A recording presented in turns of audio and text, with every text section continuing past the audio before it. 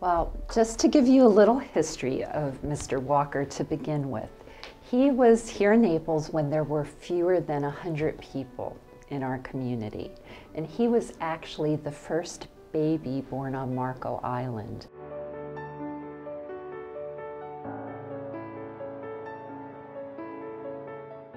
And then the next year after that, they moved to Naples, and a year after that, my father was born. RL was born here in Naples. Now, at that time, there was only 125 people in Naples. So our community was very, very small when it initially existed, and his life was a result of that smallness and that strong sense of community when everybody knew each other, everybody looked out for each other.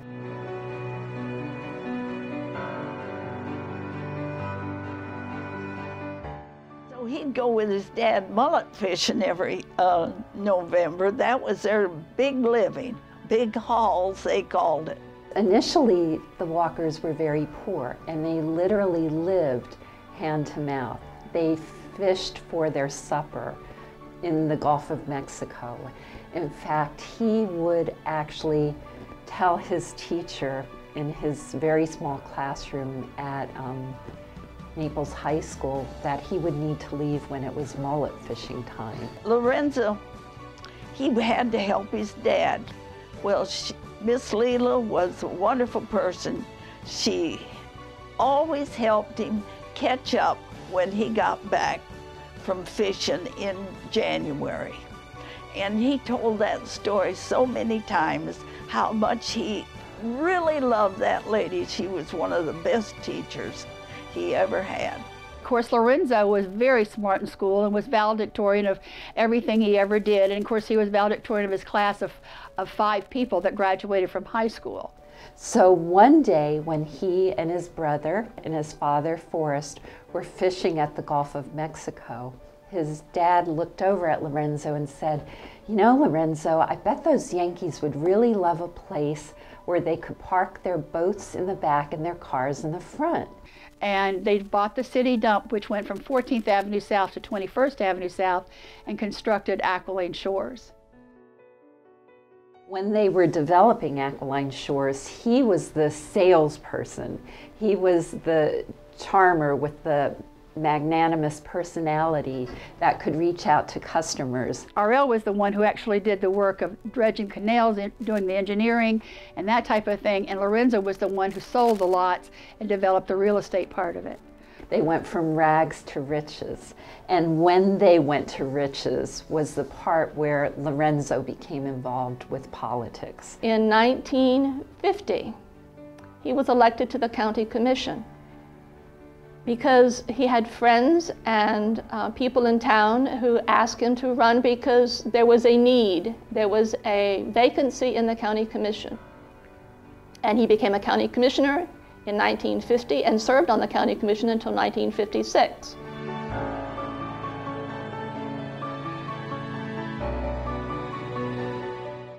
He was always very proud in later years of what his job had been when he was a county commissioner, because those were in the days that they actually were creating the zoning. And he still to date has always believed that the zoning is what made Naples develop and Collier County develop so well. When a group of individuals came to him and said, "Look, we have a need for a state legislator, someone to represent us in the Florida House of Representatives, because our representative is retiring and is not going to run again.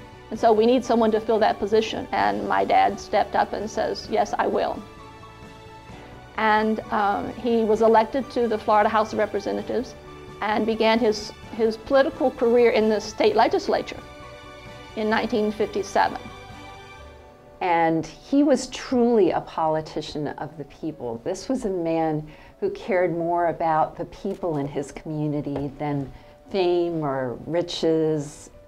What mattered was really the people in the community, and in particular this school and the education of students in this school. One of the things I remember the most about my Uncle Lorenzo, I always called him Unc Win because I couldn't pronounce his name, was how he was always so interested in girls getting education. because when he came along, girls didn't have much. And as he grew up, he was so interested, and he was very interested that his own kids and that I got a good education. Well, having been at the school for 35 years and retiring as administrator of the school on May 20th, of course, from my perspective, his most important accomplishment was the formation of this school.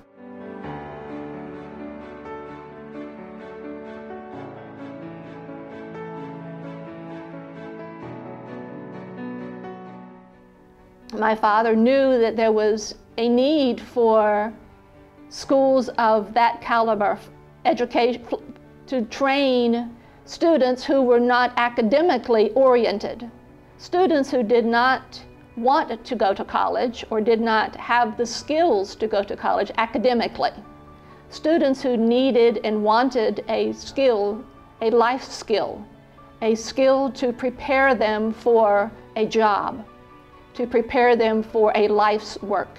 It had to do again with his family, and in particular his brother, who wasn't especially academically inclined, but was still very, very successful in the kind of things that he did. His brother always had a hard time in school learning his spelling words. And in those days, here we go back to history again, right? In those days, every Friday was a spelling test. And if you didn't make 100 on your spelling test, you got a spanking.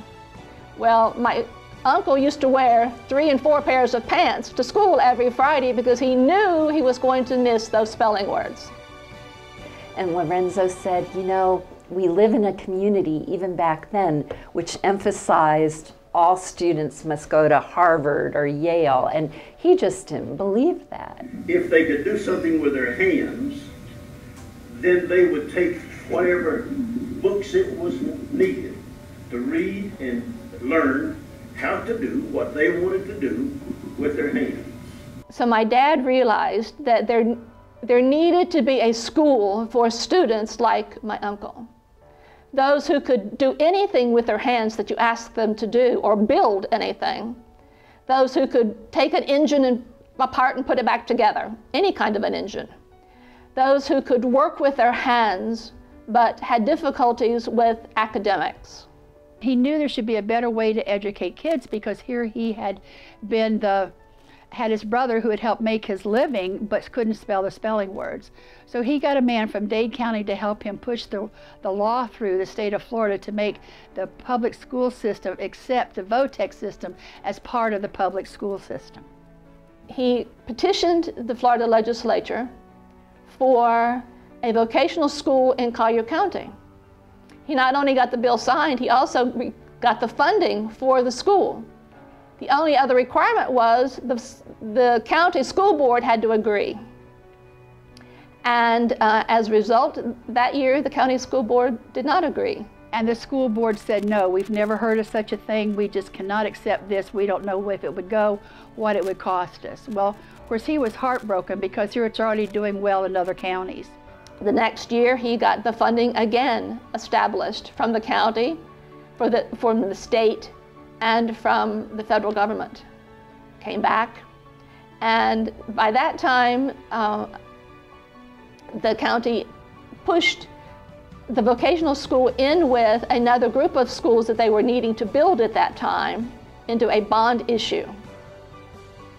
And the voters voted it down. So he was heartbroken again, but he did not give up. He says he saw the need. He says, it's important. We need a vocational school in Collier County. And as a result, the third time was the charm. And the school was not only created, but was built and was opened in 1974.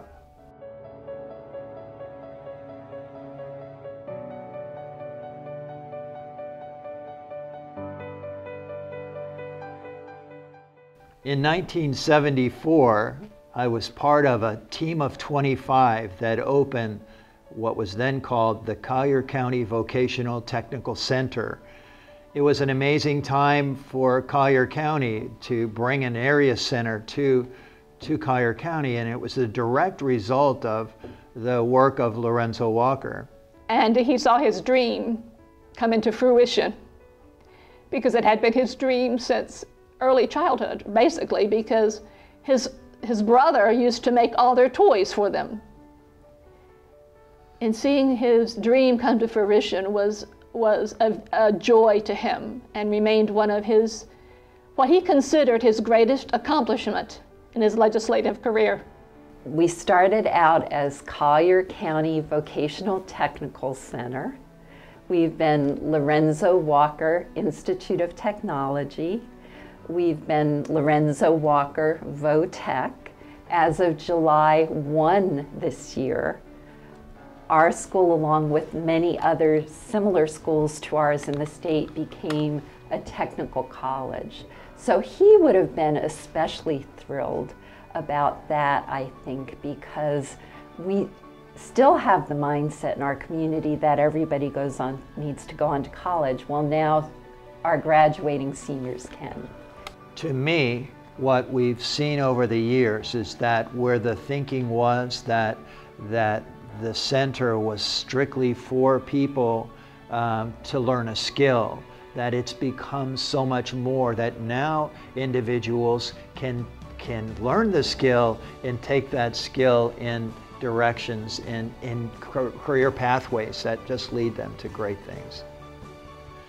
I had a chance to meet Lorenzo Walker as I was teaching a class. He came through on a tour, and he just made it a point to just make you feel special, and how he believes so strongly in young people gaining skills.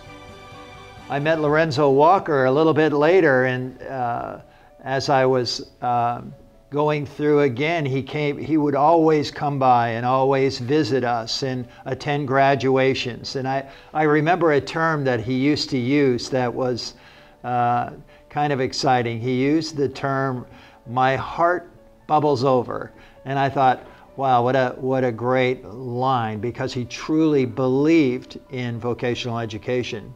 From my perspective, to have seen the school grow from 200 people when I first came to almost 2,000 now is the most wonderful thing, because this school has been such an impact on the community, and there's not anywhere I go where someone doesn't say to me, "Hey, I know you from that school, and let me tell you about how it changed my life." So from my perspective, this school had such long-term outreaching effects, I think even beyond what he could have imagined, and still will for many years to come. His love for education and the actual joy that he got from seeing graduates of this school. He loved to come to the nurses' graduation ceremonies, and I would bring him several times. And every time in the car when we got home, on the way home, he would say, "You know, Bones," he says, "every time I come to one of these graduations," he says, "it makes my heart just bubble over." He says, because with the joy I get from seeing the graduates as they are not only finishing their education here, but are preparing themselves for a career in the rest of their life. I often remember sitting next to Lorenzo Walker during graduation ceremonies, and I would watch how he just had such great pride in every graduate. It was as though he had just that personal, loving, caring, compassionate feeling for each and every one. There's a really famous story. One time he was in the hospital, and the student from the hospital from VoTech school was there, and actually took his blood pressure. And she had her uniform on from Lorenzo Walker, and he said to her, "What do you know about the guy that school's named after?" And she goes, "Oh, he's just some old guy that's been dead a long time that used to live in Naples." And at that, he said to her, "You can shake the hand of that dead man right now." But Daddy thought that was very funny, and he often told that story, and every time he did, he would just laugh and laugh because he thought it was funny. And as those students would come back, and be guest speakers in the programs. You could just see what he really meant when he said, "My heart bubbles over." And truly it did. And he was just a warm, caring, sincere person, and I really feel like his spirit lives on today through our school. I'm certain that Lorenzo Walker is just looking down at this center and saying, wow, wow, wow, look where we've come over this 42-year adventure, and look at the lives that we've touched and continue to touch those lives year after year.